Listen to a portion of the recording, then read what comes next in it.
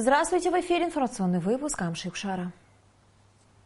Сегодня в программе. В Абхазии создана новая партия. Учредительный съезд республиканской политической партии АПСНА. Ночь в музее в Сухуме в Абхазии присоединились к всемирной акции. У нашей сборной есть шанс попасть в финал. Пресс-конференция о подготовке к чемпионату мира по футболу по версии Канифа. В Абхазии появилась еще одна политическая организация – партия АПСНА. В актовом зале гостиницы «Атриум Виктория» состоялся учредительный съезд партии, на котором был избран политсовет в количестве 45 человек. В работе съезда приняли участие президент Абхазии Рауль Хаджимба и вице-президент Виталий Габня. На съезде присутствовали представители администрации президента, члены правительства, депутаты парламента, главы районов, руководители ветеранских организаций АРУА и АБАШ, бизнесмены. Новая политическая сила будет генерировать идеи, влиять на кадровую политику и участвовать в выборах. В зале среди делегатов съезда присутствовало много молодых людей. Ведущий мероприятия Гиви Габня размышлял о роли политических партий в жизни страны. Он рассчитывает на то, что новая политическая организация принесет пользу государству. Проблема формирования политической системы, соответствующей букве и духу Конституции нашего государства, имеет актуальное значение для современной Абхазии. Нужно совершенствовать политическую систему, продолжать активно строить реальную многопартийность, прежде всего через создание авторитетных, массовых, общенациональных политических партий. Появление новых политических партий и движений не должны раздражать общество, сказал вице-президент Виталий Габня. В стране идет процесс становления партийной системы. Партийное многообразие будет способствовать развитию и стабильности в стране, убежден он. Одна из задач действующей власти, сказал вице-президент, это модернизация системы госвласти. Сформировалась за эти десятилетия система мздоимства и коррупции. И то, что сегодня времена поменялись, и есть прямое указание руководства страны и президента в частности о том, чтобы эту систему ломать, потому что никто из присутствующих в целом, в том числе из оппозиции, не может сказать, что президент страны пришел для того, чтобы набить свои карманы. Есть прямая установка и жесткая директива менять устоявшиеся схемы. Вице-президент не поддержал идею коалиционного правительства, потому как в исполнительной власти уже работают представители различных политических сил. По его мнению, вполне нормальная практика, когда глава государства подбирает команду единомышленников, способную быстро вникать в проблемы и также быстро и качественно их решать. Виталий Габня подчеркнул, что за прошедшее с момента выборов время власть проделала большую работу. При этом он указал на ошибки. Это медленные реформы и слабая кадровая политика. Во власти должна пройти не смена элит, а смена поколений, считает он. Много было заложено хорошего, в особенности с перспективой на будущее. Но если вы спросите меня как часть власти удовлетворен, я скажу, что моя оценка критична. И в первую очередь мое неудовлетворение связано с реформаторской частью и кадровой политикой. Успехи действующей власти очевидны. Страна смогла прожить без российской помощи целый год. Успешно реализуется программа кредитования малого и среднего бизнеса. Оснований для проведения референдума о недоверии президенту нет, считает участник съезда Мамука Бганба. Когда нам сегодня говорят, что необходимо провести референдум о недоверии к президенту, возникает вопрос, друзья, какую статью Конституции нарушил президент? Какие интересы государства он предал? Ответ очевиден. Президент действует в рамках закона и Конституции. Мир стремительно меняется и развивается. Абхазии нужно быстрыми темпами пройти путь непопулярных реформ, суметь аккумулировать человеческий потенциал и двигаться вперед. Наша главная цель – саккумулировать человеческий потенциал и человеческий ресурс, который есть в нашей стране. Цели и задачи каждый из нас где-то выступал, говорил, нам просто необходимо и жизненно важно для нашей страны быстро пройти путь реформы, путь модернизации. Президент Абхазии Рауль Хаджимба, приглашенный на съезд новой партии, сказал, что в последнее время звучат призывы объединяться. Но что удивительно, объединение почему-то начинается с распределения министерских кресел. Все предлагают объединение. Но почему-то объединение начинается с распределения должностных полномочий. Правительство народного доверия или национального согласия и приход в нее опять всех тех же людей, которые были еще вчера во власти, это не решить задачи. Не решить задачи. Надо создавать условия для того, чтобы мы стали больше доверять тем, кто меньше имел отношение к этим структурам. И я больше чем уверен, тогда у нас будет изменяться общее положение дел в стране. Президент призвал партии и движения не нарушать законов. Он также призвал вначале заплатить долги, а потом говорить о правительстве народного доверия. Те, кто мне предлагает эти правительства, пусть заплатят долги сперва, которые они должны заплатить государству. А потом я буду думать о том, как нужно будет решать вопросы, связанные с возможностью создания такого правительства. Президент высказал свое отношение к всенародному референдуму, который инициирует блок оппозиционных сил. Референдума, вам открыто говорю, не боюсь. Если он будет, и то, которое решение будет принято народом, я его приму. Я держаться за кресло не собираюсь. Но я сделал все за это время честно, и хочу, чтобы любая сила, которая создается на сегодняшний день, действовала бы честно и порядочно по отношению к своему народу. Съезд избрал политсовет в количестве 45 человек, утвердил устав и программу партии. Елена Лолу, Алексей Агуха, Абхазское телевидение. Абхазские музеи приняли участие во всемирной акции «Ночь в музее». Столичные музеи совершенно бесплатно открыли свои двери для всех желающих. Для посетителей была подготовлена праздничная программа. В акции принял участие президент Рауль Хаджимба. Подробности в репортаже Симы Аргун. Несмотря на поздний час, у здания главного музея страны было многолюдно. Сюда пришло огромное количество ценителей абхазской культуры и искусства. Здание Госмузея на одну ночь стало нестандартным местом прогулок. Я в прошлом году еще хотела прийти, но как-то я поздно узнала об этом, уже было... Поэтому я решила в этом году, когда услышала, прийти. С самого утра и до полуночи все желающие могли не только окунуться в увлекательный мир истории, но стать зрителями специально подготовленной программы. В зале отдела этнологии прошло представление цикла обрядов, связанных с рождением ребенка у абхазов. В залах отдела природы маленьких посетителей увлекли интерактивные игры «Нарисуй свою бабочку, укрась дерево».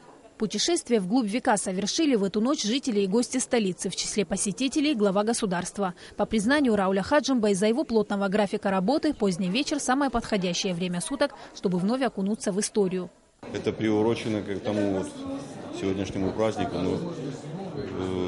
Я все-таки нахожу время иногда бывать в музеях и на художественных выставках, но конечно, работа захватывает в большей степени, чем это. И это как раз-таки есть такая возможность, такое время прийти посмотреть. Я надеюсь на то, что это станет традицией для наших людей.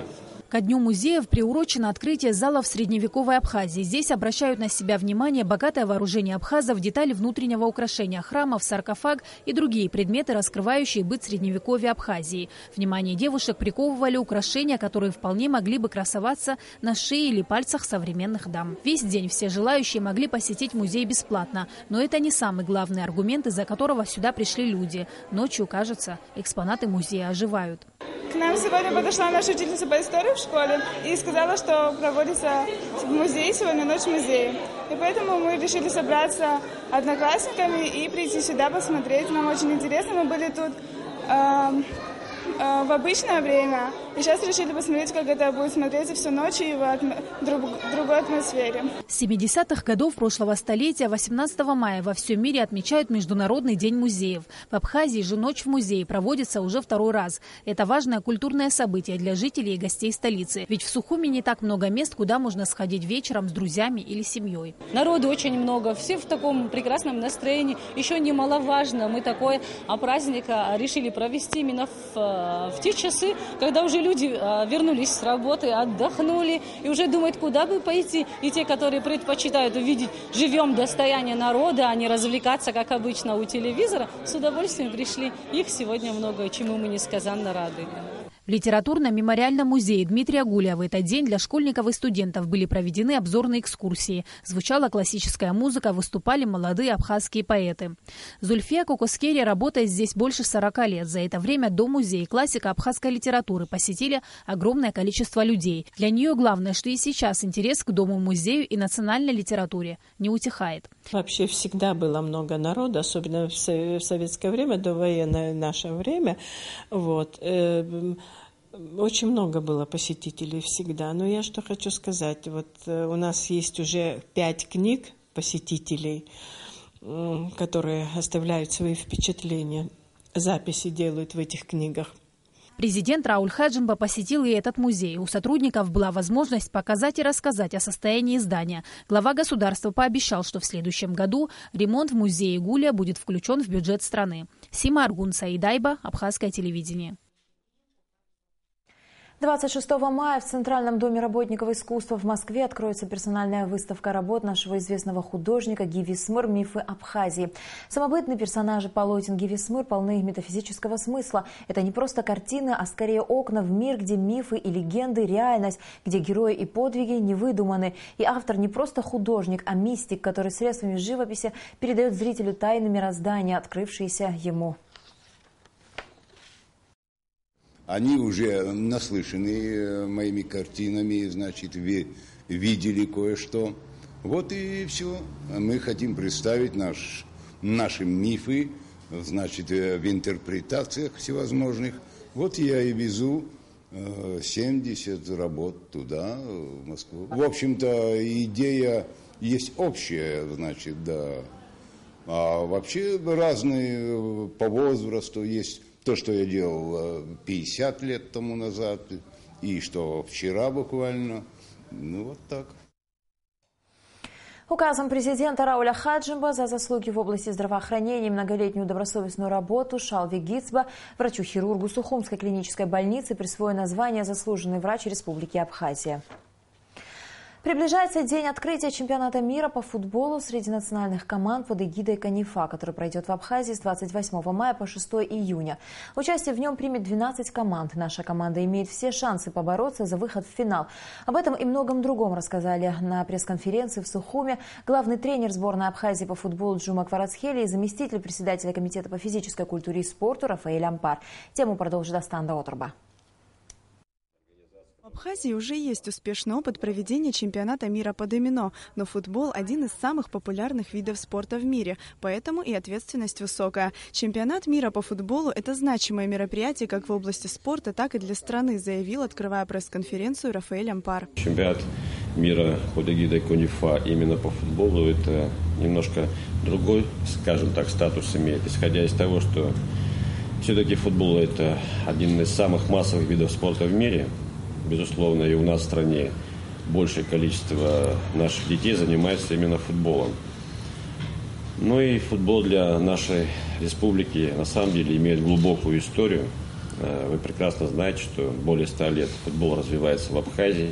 Состав нашей команды еще не утвержден. В списке кандидатов в национальную сборную 30 игроков. Тренерский состав из 4 человек возглавляет Джума Кварацхели, тренер неоднократных победителей чемпионата Абхазии команды «Афон». Главный тренер сборной сообщил, что тренировки команды проводятся при любых погодных условиях, а также выделил наиболее серьезных, по его мнению, соперников. Те команды, которые сегодня приезжают в Абхазию, мы играли в Швеции с ними. Но более сегодня мощная команда, которая приезжает сюда, это Западная Армения, Лапландия. И у нас неплохая команда, корейцы в Японии. Западная Армения состоит сегодня из 6 национальной сборной Армении и в основном вся молодежная сборная Армении, которая участвует в Еврокубках, в разных чемпионатах мира. Она находится в нашей подгруппе. У нас 3 этапа в нашей подготовке. Это выйти с подгруппы, потом сыграть 1/4 и 1/2. А в финале посмотрим. По тому составу, который мы сегодня собрали, и играя дома, патриотизма у нас больше, чем у них.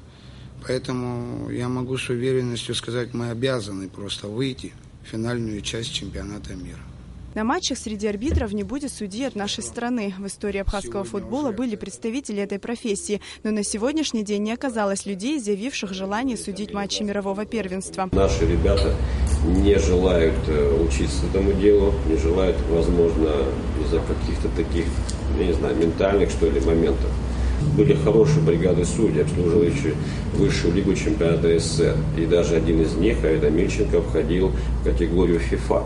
К сожалению, местных болельщиков не все абхазские футболисты, выступающие за рубежом, смогут сыграть за нашу сборную. Но есть и те, кто уже прислал официальное подтверждение. Это те люди, которые играют в российском чемпионате. У кого-то чемпионат закончился, заезжает, у кого-то еще идет. Есть кого не отпустили. Не отпустили Цвейба Сандрика, который в Казахстане играет. Подтверждение вот сейчас нам дал Андрей Хагуш, приезжает. К нам приехал также вчера Картава Дмитрий. Должны приехать Альберт Прус. Он гражданин Гагры. Я думаю, они приедут 22 числа. Окончательный список будет утвержден 25 числа. В эти дни проводятся товарищеские игры с футболистами из Донецкой Народной Республики. Форма абхазской сборной изготовлена с учетом цветов государственного флага. Волонтеры чемпионата мира будут в специальной экипировке. Астанда Оторба Беслан Хенджерия, Абхазское телевидение. Международное информационное агентство и радио «Спутник» открыло в Сухуме мультимедийный центр с интернет-порталом, радиостудией и высокотехнологичным пресс-центром. В мероприятии приняли участие чрезвычайный полномочный посол России в Абхазии, заместитель министра связи и массовых коммуникаций Российской Федерации Алексей Волин и журналисты. На сегодняшний день «Спутник» – это одна из площадок, которая будет объединять информационное пространство Абхазии и России. Открытие мультимедийного центра – большой шаг в развитии всего информационного пространства. Официальное открытие прошло в формате видеомоста между Сухумом и Москвой, в ходе которого российские журналисты смогли задавать вопросы гостям агентства.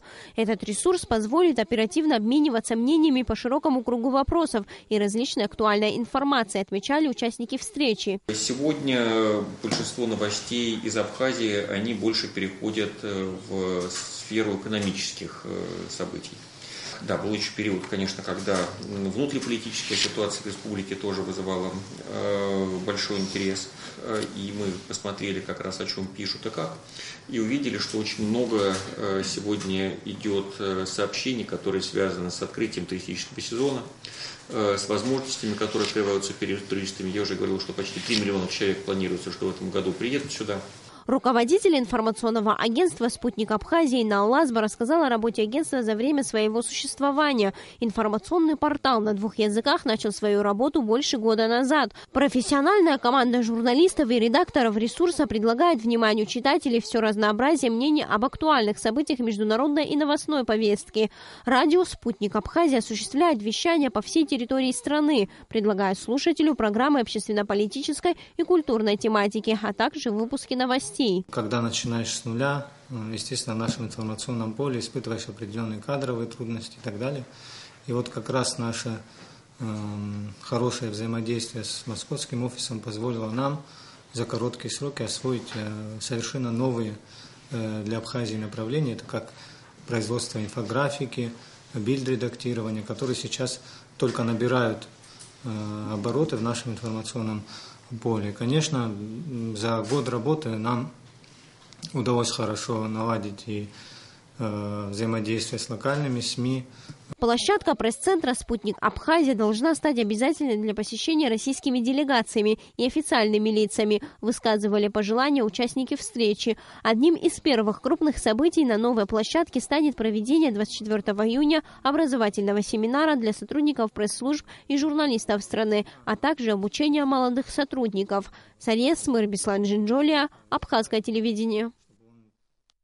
Сочинский филиал Московского автомобильно-дорожного государственного технического университета готов принимать абитуриентов из Абхазии. Абхазо-Российский фонд помощи и поддержки науки, культуры и НАЛАЗ провел в Доме Москвы в Сухуме презентацию возможностей вуза. Подробности у Нис Фаршба.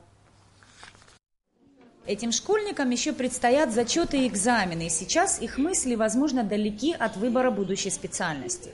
Той, которая нравится, и той, которая нашей Абхазии очень нужна. Но все они с интересом смотрели фильм об известном вузе, слушали преподавателей, рассказывавших об открывающихся перспективах. Требования у нас точно такие же. Преподавательский состав частично сочинский, частично с МАДИ, приезжая с главного вуза. И мы приглашаем ведущих преподавателей, профессоров со всей страны. Мы стараемся дать детям самое настоящее реальное образование. Мест планируем дать минимум 10. Минимум 10 – это полностью бесплатно. Обучение десятку технических специальностей теперь возможно в непосредственной близости к дому. Среди них строительство уникальных зданий и сооружений, специализация мосты и тоннели, строительство автомобильных дорог и аэродромов и многое другое. Это важное дело и очень нужное для Абхазии, уверен генеральный директор госкомпании «Абхазавтодор». Автомобильные дороги – это основное звено транспортной сферы любого государства. Поэтому вот сегодняшняя презентация, я думаю, даст определенный хороший импульс для того, чтобы молодежь из Абхазии приобретали вот эту профессию. Все профессии важны. Но сегодня в нашем государстве мы сталкиваемся с тем, что специалистов в этом профиле очень мало. Сочинский филиал Московского автомобильно-дорожного государственного технического университета распахнет свои двери жителям Абхазии во второй половине июня. Будут вручаться гранты на бесплатное обучение. И от того, как проявит себя абитуриент, на какие отметки он будет учиться, зависит дальнейшее пребывание в вузе. Все это станет доступно нашим гражданам благодаря Абхазо-Российскому фонду помощи и поддержки науки и культуры и на ЛАСТ. Мы считаем, что это необходимый, нужный на данном этапе развития нашей страны проект и носит просветительско-образовательный характер, так как в нашей стране пока еще мало специалистов в этой области. Данное сотрудничество будет закреплено небольшим количеством бюджетных мест для наших абитуриентов. Сочинский филиал МАДИ был открыт в 2008 году с одной главной целью – обеспечить квалифицированными специалистами Южный федеральный округ России. Сегодня в МАДИ обучается около 600 человек. И вполне возможно, со следующего года в числе лучших абитуриентов вуза будут граждане нашей страны. Нисфарш Бальдар Дамиров, Абхазское телевидение. И в завершении выпуска о погоде.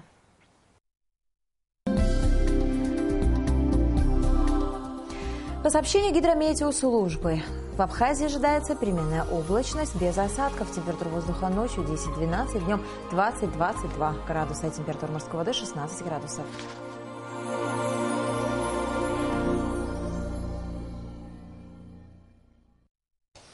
На этом наш выпуск завершен. До скорых встреч в эфире.